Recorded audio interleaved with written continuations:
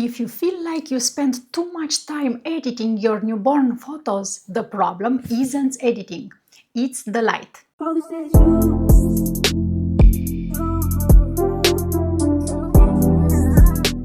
Hello, Elena Dumitrescu here. Good editing in newborn photography doesn't start on the computer. It starts when you place the baby in the light. The wrong light forces heavy corrections. The right light makes the baby's skin look natural and keeps editing simple. For a long time, I worked with natural light, like many newborn photographers. But in time, I realized that what I really needed was not just beautiful light, but consistent light. Today, I work with flash, but I shape it and control it so that it looks like natural light. I chose this approach for a very clear reason. I wanted to be able to photograph newborn sessions at any time of the day, in any season, and still get the same soft, clean result every single time. Natural light can be beautiful, but it changes constantly. The direction, the intensity, the color temperature, they all change from one season to another. That means more work in editing and less consistency in the final images.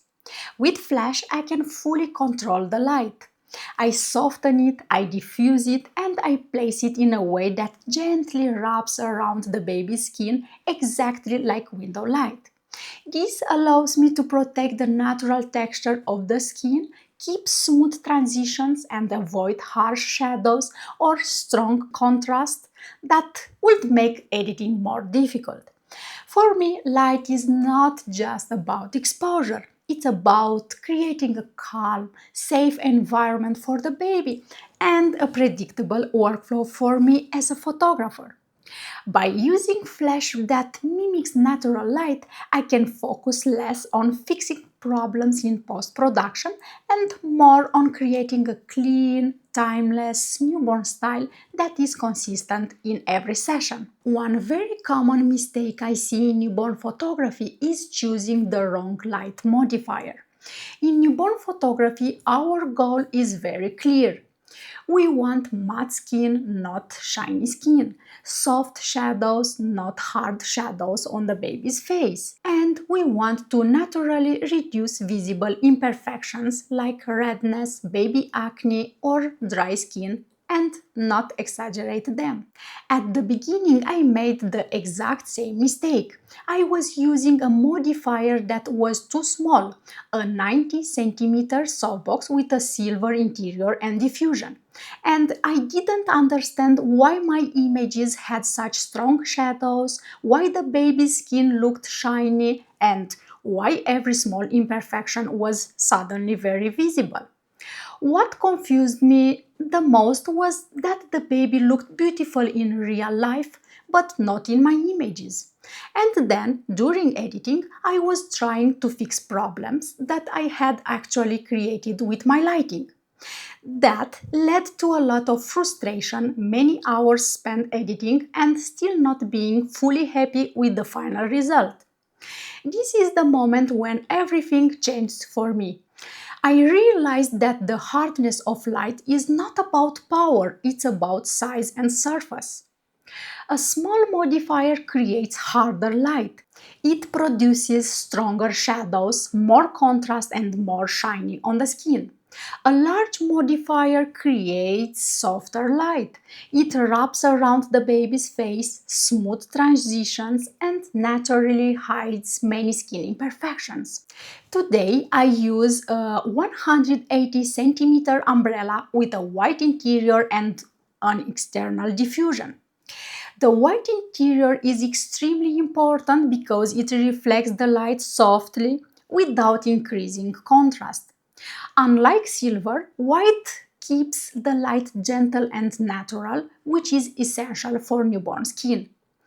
The diffusion layer spreads the light even more, making the source appear larger. This creates very soft shadows, a matte skin look, and smooth tonal transitions, exactly what we want in newborn photography. Since I switched to this setup, my images started to look closer to what I was seeing in real life. My editing time was reduced dramatically and my results became consistent and predictable. The secret is simple. Don't try to fix light in post processing. Choose the right modifier and let the light do the work for you. Another very common issue I see, especially with beginners, is overexposing newborn images. When an image is overexposed, we lose many of the beautiful details of the baby. The skin starts to look washed out, pale, and lifeless. The baby can appear flat in the image, especially because the newborn is sleeping and already very still. Overexposure also reduces the separation between the baby and the background. Everything blends together and the image loses depth and dimension. This usually leads to frustration during editing. You try to bring the exposure down, you add contrast, you try to restore the skin tones, but the truth is that an overexposed image can never be fully repaired to look natural again, no matter how much you adjust it. To avoid spending too much time in post-production, the secret is to get the exposure as correct as possible in camera. That means creating the right balance between your camera settings and the power of your light. I don't rely on editing to fix exposure mistakes. I use editing to refine a good base image. And one very important reminder, your histogram is your best friend when evaluating correct exposure. It gives you objective information about your image and helps you protect the highlights and skin tones, which is essential in newborn photography. Newborns are all different, and especially in the first days of life, their skin tones can vary a lot. Some babies may have yellow or orange skin, others can have red skin or even purple patches in certain areas. This is completely normal. One of the biggest mistakes I see in newborn photography is setting the camera to auto-white balance. Why? Because auto-white balance tries to correct the image automatically. And when the baby already has strong skin tones, it usually makes the problem even worse. Many of my students have asked me, the baby's skin looks orange in real life. Why does the skin look so good in your images? The answer is simple. A correctly set white balance in camera. If your white balance is not right from the start, you will try to fix it in editing. But you will never get an optimal and natural result. Your images will look different from one session to another and from one skin tone to another. If you want all your newborn images to have a similar natural skin tone and you want consistency in your work, white balance is essential. And if you don't want to panic when a newborn shows up looking orange like a tiny carrot ready for lunch, I will share my secret with you. I always set my camera, my Sony a7 IV, to 5600 Kelvin. This gives me a clean, neutral starting point. From there, editing becomes more easier, faster and more consistent. For me, white balance is not something I fix in post-production. It's something I control from the moment I take the photo.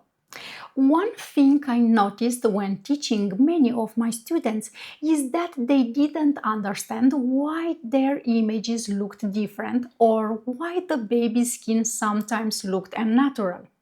Then I realized that many of them had strong reflections in their studio.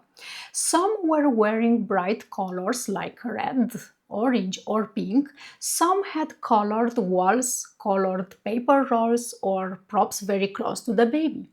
All of these reflected light and subtly changed the baby's skin tone. Who would have thought that a red blanket or a pink shirt could make a baby's skin look different in the image?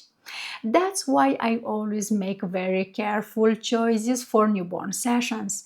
I wear neutral colors such as white, black, beige, so that I don't reflect any color onto the baby. The room where I photograph babies is very simple, with walls and floors in soft white and gray tones.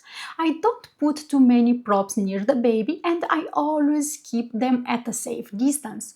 So, at your next newborn session, be aware of what's around the baby. Ask yourself, what colors are reflecting here? Could this change the skin tone? And pay attention to what you are wearing. Your clothes also reflect onto the baby. By controlling reflections and using a neutral environment, you protect the baby's natural skin tone, make editing easier, and create consistent, beautiful images every time. If you want to learn my signature editing style step by step, including the exact presets and actions I use in Photoshop, so you can save time in editing and get consistent, stunning results in every newborn session, I have a special course just for that. The magic of newborn photography editing. You can click the link below in the description to learn more. Thank you so much for watching, and I will see you in the next video.